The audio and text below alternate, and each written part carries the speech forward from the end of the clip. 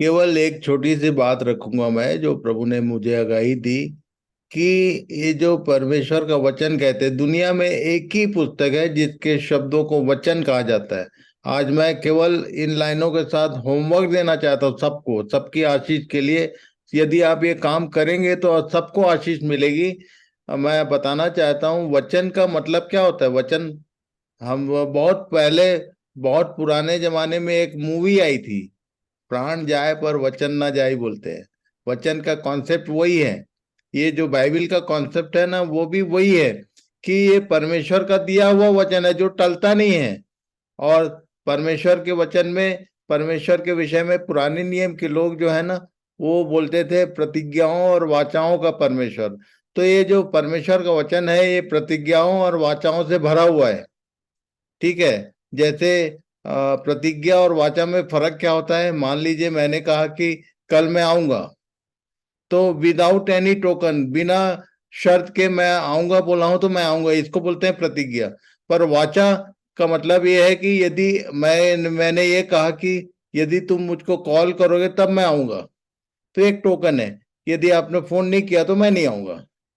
तो परमेश्वर के वचन को आप ठीक ठीक ध्यान करें और नोटिस करें अपनी अपनी डायरी में। खासकर ज्योति बहन जो डायरी लेके उस दिन दिखा रही थी, उनसे निवेदन करूंगा, जितने लोग जो लिखते हैं वो सब लोग इसको नोटिस करें कि कौन सा वचन जो है वो जी। क्या है और कौन सा वचन जो है वो वाचा है। जैसे यूहन्ना 3:16 क्या होगा इस कॉन्सेप्ट में, एक बार बोलिए। यूहन्ना 3:16,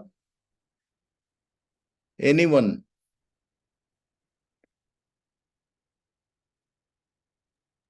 क्योंकि वाचा। परमेश्वर ने हाँ बोलिए। यूहन्ना 3:16।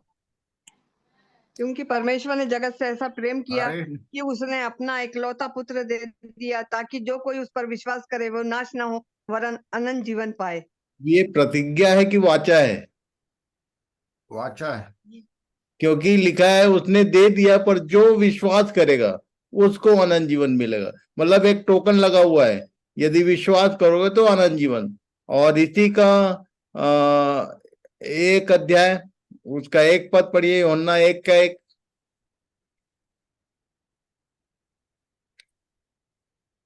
हाँ, आदि में वचन था, वचन परमेश्वर के साथ था, और वचन वचन ही परमेश्वर। इसमें कहीं यदि या जो कोई ऐसा शब्द, कोई शब्द नहीं आया।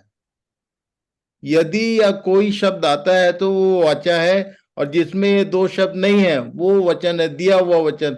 परमेश्वर ने आदि में वचन दिया, मतलब उसमें कोई टोकन नहीं है। तो इस तरह से आप यदि डिवाइड करेंगे तो पूरा परमेश्वर का जो वचन है, पूरी बातें, जितने इवेंट है, वो सब भी इसी के भीतर आते हैं। परमेश्वर का दिया हुआ वचन जो है वो या तो वाचाएं हैं या तो प्रतिज्ञाएं हैं।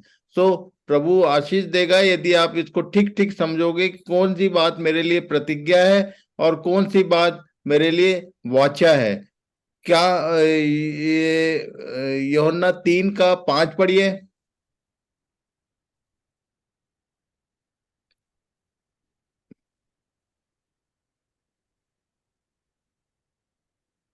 यदि कोई जरूर। यूहन्ना 3:5।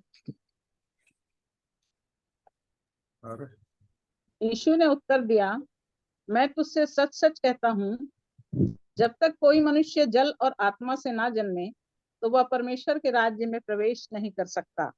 परमेश्वर के राज्य की बात है यहाँ पर लिखा है कि उसके लिए जन्म लेना जरूरी है। ऐसी ऐसी बातें हैं। तो ये वाचाएं भी है परमेश्वर के वचन में और प्रतिज्ञाएं भी हैं। जैसे उसने प्रतिज्ञा किया, यूहन्ना 16:12 पढ़िए।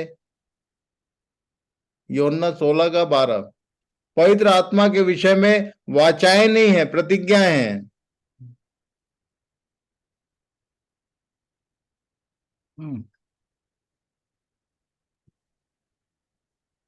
जल्दी मुझे से। तुमसे हाँ, और भी बहुत सी बातें कहनी हैं, परंतु अभी तुम उन्हें सह नहीं सकते। 13। परंतु जब वह अर्थात सत्य का आत्मा आएगा तो तुम्हें सब सत्य का मार्ग बताएगा, कोई क्योंकि शक वह अपनी नहीं है। ओर से ना और कहेगा, जब परमेश्वर परंतु का आत्मा आएगा तो वो तुमको सारी सत्य की बातें बताएगा, आने वाली बातें भी बताएगा।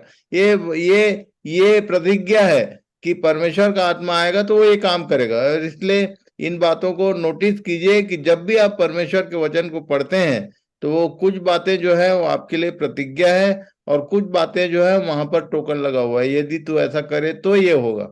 सो प्रभु इन सब बातों में आपकी सहायता करे, आशीष दे।